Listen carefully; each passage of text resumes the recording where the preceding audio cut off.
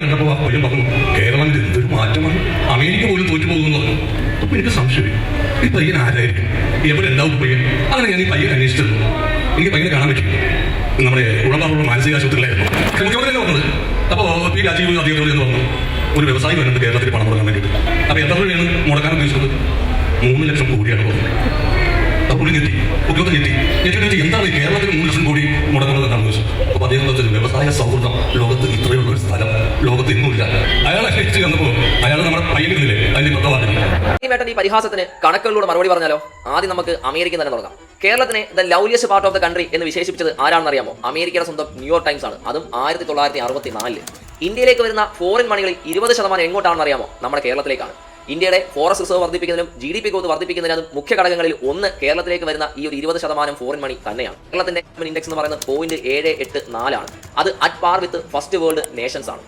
ഇന്ത്യയിൽ ഏറ്റവും അധികം ആയുർദൈർഘ്യമുള്ള സംസ്ഥാനം കേരളമാണ്, 75 മുകളിൽ വരും. ലോവസ്റ്റ് ഇൻഫന്റ് മോർട്ടാലിറ്റി റേറ്റ് ഉള്ള സംസ്ഥാനം കേരളമാണ്, 5 മാത്രമാണ്. പക്ഷേ അതേസമയം നാഷണൽ ആവറേജ് എന്ന് പറയുന്നത് 25 കേരളത്തിൽ ജനിക്കുന്ന കുട്ടികളിൽ 95% ആശുപത്രികളിലാണ്, ഹയസ്റ്റ് ഇൻ ഇന്ത്യയാണ്. കേരളത്തിൽ ജനിക്കുന്ന കുട്ടികൾ മൊത്തത്തിൽ നമ്മൾ നോക്കുകയാണെങ്കിൽ 2.5 കിലോഗ്രാമിൽ താഴെ വെയിറ്റിലുള്ള കുട്ടികൾ ജനിക്കുന്നത് 13.3% മാത്രമാണ്. അത് ഫസ്റ്റ് വേൾഡ് നേഷൻസിനെക്കാട്ടിലും വളരെ വളരെ കുറവാണ്.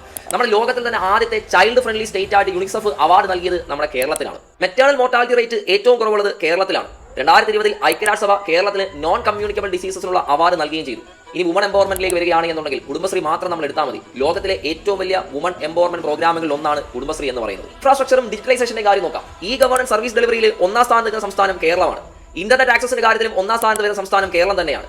ഇന്റർനെറ്റ് ആക്സസ് മൗലിക അവകാശമാക്കിക്കൊണ്ട് 20 ലക്ഷത്തോളം വരുന്ന ദാരിദ്ര്യരേഖയ്ക്ക് താഴെയുള്ള ജനവിഭാഗങ്ങൾക്ക് സൗജന്യമായിട്ട് ഇന്റർനെറ്റ് ആക്സസ് പ്രൊവൈഡ് ചെയ്യുന്ന സംസ്ഥാനം കേരളമാണ്, K-Phone പദ്ധതിയിലൂടെയാണ്. ഈ വിദ്യാഭ്യാസത്തിന്റെ കാര്യം നോക്കാം. ഇന്ത്യക്ക് സ്വാതന്ത്ര്യം കിട്ടുന്ന സമയത്ത് ഇന്ത്യയുടെ ആവറേജ് ലിറ്ററസി റേറ്റ് എന്ന് പറയുന്നത് 10 മാത്രമായിരുന്നു. അന്ന് കേരളത്തിൻ്റെത് 47%. ഇന്ന് കേരളത്തിന് 96.2%. 1990 തുടക്കത്തിൽ തന്നെ നമ്മൾ 90% നമ്മൾ കവർ ചെയ്യുകയും ചെയ്തിട്ടുണ്ടായിരുന്നു. നമ്മൾ ഇന്നത്തെ സ്കൂളുകൾ നോക്കിക്കേ, 10-15 വർഷം മുമ്പുള്ള സ്കൂളുകളാണോ ഇന്ന് നമുക്കുള്ളത്? സ്കൂളുകൾ ആകെ മൊത്തത്തിൽ മാറിയില്ലേ? ഡിജിറ്റൽ സ്കൂളുകൾ മറ്റുമായില്ലേ? ഇന്ത്യയിൽ ഏറ്റവും കുറവ് മൾട്ടി ഡയമെൻഷണൽ പോവർട്ടി ഉള്ളത് കേരളത്തിലാണ്, 0.55% മാത്രമാണ്. ഇന്ത്യയിൽ ആദ്യമായിട്ട് അതീവ ദാരിദ്ര്യ നിർമ്മാർജ്ജനം നടപ്പിലാക്കുന്ന സംസ്ഥാനവും കേരളം തന്നെയാണ്. ഇത്രയും കണക്കുകൾ പോരാ എന്നുണ്ടെങ്കിൽ നമ്മുടെ ചുറ്റും തന്നെ നോക്കുക, ഒരുപാട് വികസന പ്രവർത്തനങ്ങൾ നമുക്ക് കാണാൻ സാധിക്കും. ലൈഫ് മിഷനിലൂടെ മാത്രം 5 ലക്ഷത്തോളം വരുന്ന ജനവിഭാഗങ്ങൾക്ക് വീട് വെച്ച് നൽകുന്നു. PWD റോഡുകൾ വികസിക്കുന്നു. തീരദേശ ഹൈവേ വരുന്നു. സ്കൂളുകൾ അന്താരാഷ്ട്ര നിലവാരത്തിലേക്ക് വരുന്നു. കേരളത്തിലാണ് ഇന്ത്യയിലെ ആദ്യത്തെ വാട്ടർ മെട്രോ വരുന്നത്. ഇതൊക്കെ വെറും ഉദാഹരണങ്ങൾ മാത്രമല്ല, നമ്മുടെ കേരളത്തിന്റെ വികസനത്തിന്റെ നേർക്കാഴ്ചകളാണ്.